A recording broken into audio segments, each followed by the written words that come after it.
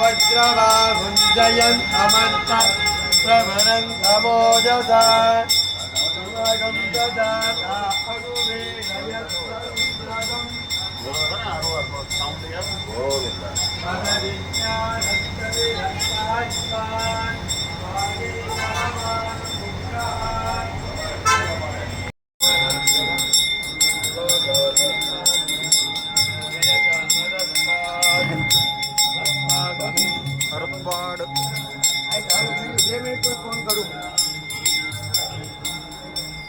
प्रभाना संपदन्ति कुमारा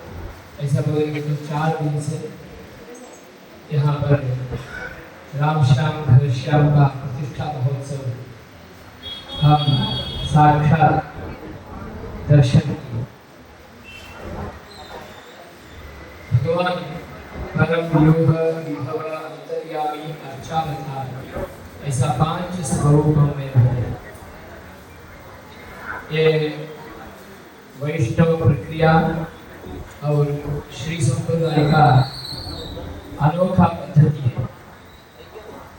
परस्वरूप में भगवान अक्षरधाम में विराजमान होते हैं।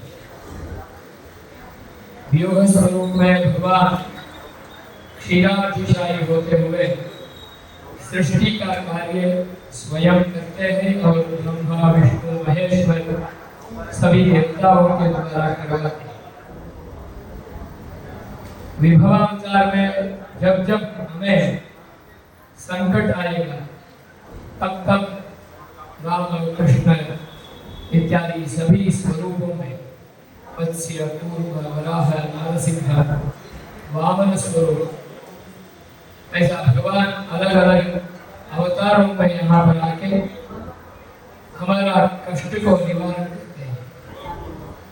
खास करके दुष्टों का शिक्षण और शिष्टों का परिरक्षण करते हैं। और अंतर्यामी के स्वरूप में भगवान सब में सर्वदा हम चाहे या न चाहे विराजमान होते हैं। और यही वस्तु में रहूंगा, यही वस्तु में नहीं रहूंगा, ऐसा भी नहीं होता।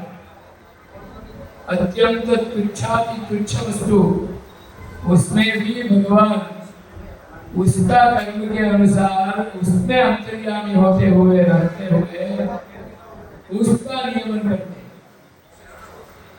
जो सन्मित्र होते हैं उसके भी अंतर्यामी होते हैं, दुष्टाति दुष्ट होते हैं उसके भी अंतर्यामी होते हैं। उनका कर्म के अनुसार भगवान उनका नियमन करते हैं, इसलिए अंतर्यामी के रूप में। परंतु ये चारों स्वरूप को समझना, अनुभव में लेना अत्यंत कठिन है। योगियों, साधुओं, सद्गुरुओं, आचार्यों, शास्त्रज्ञों यही उस स्वरूप को समझ पाएंगे। स्वयं भगवान पंच धातु में बनाए तो पंच धातु में कोई भी बीच में सद्गुरुवर्य माधव दास जी स्वामी आंदे आके हम सबको आशीर्वाद दे रहे हैं। तो स्वयं से जय श्री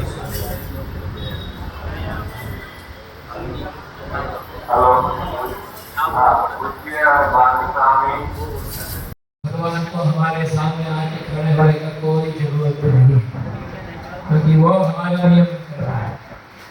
और हम चाहे या ना चाहे सब जगह में वो है ही। परंतु शास्त्रों और ऋषियों परम करुणा मूर्ति है कि सामान्य लोगों को भी जैसे भगवान का अनुभूति हो जाए, उनका प्रत्यक्ष दर्शन हो जाए, इसलिए भगवान को साक्षात मूर्ति में ले आने के लिए एक अनोखा पद्धति प्रक्रिया शास्त्री के अनुसार वेदोक्त मार्ग में हमारे लिए अनुग्रह किए। क्योंकि भगवान निराकार है ऐसा बोलने वाले हैं, हम निराकार के रूप में भी एक आकार को साक्षात्कार करने वाले हैं। क्योंकि निराकार ऐसा बोला तो कि उसमें भी तो एक निर्गत आकार, ऐसा एक आकार तो होनी चाहिए। इसलिए ऐसा साकार मूर्ति को हमें दर्शन करना है तो हम सबसे अत्यंत उत्कृष्ट है तो उनको दर्शन करने के लिए अष्टकोटि ब्रह्मांड का नायक के रूप में हमें उनको दर्शन करना है तो कैसे करना चाहिए, कैसे उसमें उस मंगल मूर्ति में भगवान का अर्चना मंदिर में मूर्ति होगा तो वो मूर्ति सबके लिए होगी।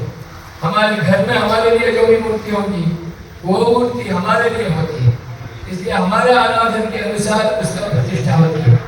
हमारे लिए अलग प्रतिष्ठा करने का भी जरूरत नहीं है। मंदिर में जाके उस मंदिर में भगवान को चढ़ाया हुआ पुष्प, एक फूल पात्र जो भी है उसमें आ गया, उसका स्पर्श करवा दिया, अथवा कोई भी संत उसका एक दिन पूजन करके दे दिया तो भी हमारे लिए सानिध्य प्राप्त हो जाता है। जब समाज का मंगल के लिए भगवान का मंदिर का प्रतिष्ठा होती है, उस समय में शास्त्र के अनुसार सबके मंगल प्राप्त हो, सबके लिए अपना अपना इष्ट पूर्ण होते हुए भगवान का प्राप्ति हो, इसलिए इस मंदिर में भगवान का दिव्य मंगल मूर्ति का प्रतिष्ठा का क्रम अलग अलग तरीके में कहा है। उसमें भगवान को मंदिर को स्वीकार करते हैं, मंदिर की मूर्ति आ गया, मूर्ति तो स्थपति ने बनाया है, मूर्ति तो लोह में होगा तो उन्होंने बनाया है, अवतार ने बनाया है, उन्होंने कभी कभी उसके ऊपर बैठ के भी भगवान के ऊपर एक पत्थर मारा होगा और उनको मार के एक आकार लाया होगा। इसमें हम तो समझते हैं कि हमारे लिए जो दिव्य मंगल मूर्ति आ गई, परंतु उस मूर्ति को ले आने के लिए एक पत्थर लेके आए, वो पत्थर भी कोई भी जगह से ढूंढ के लेके आए, उस भूमि को खोद के लेके आए होंगे और लेके आते वक्त किसी को कहीं भी लगा होगा, रास्ता में लेके आया होगा, कोई भी जंतु नाश हो गया होगा।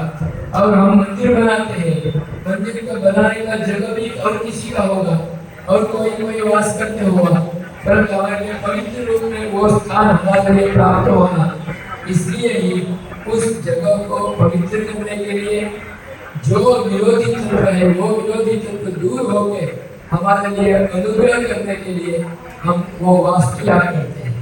घर में भी वास्तु करते हैं, वैसे ही यहाँ भी वास्तु करते हैं, मंदिर वास्तु होते हैं। यज्ञशाला में आया तो यज्ञशाला में वास्तु याद करते, मंदिर में आने वाले हैं इसलिए मंदिर में वास्तु करते हैं। मंदिर में वास्तु किया तो मंदिर में भगवान का रक्षक कौन होते हैं?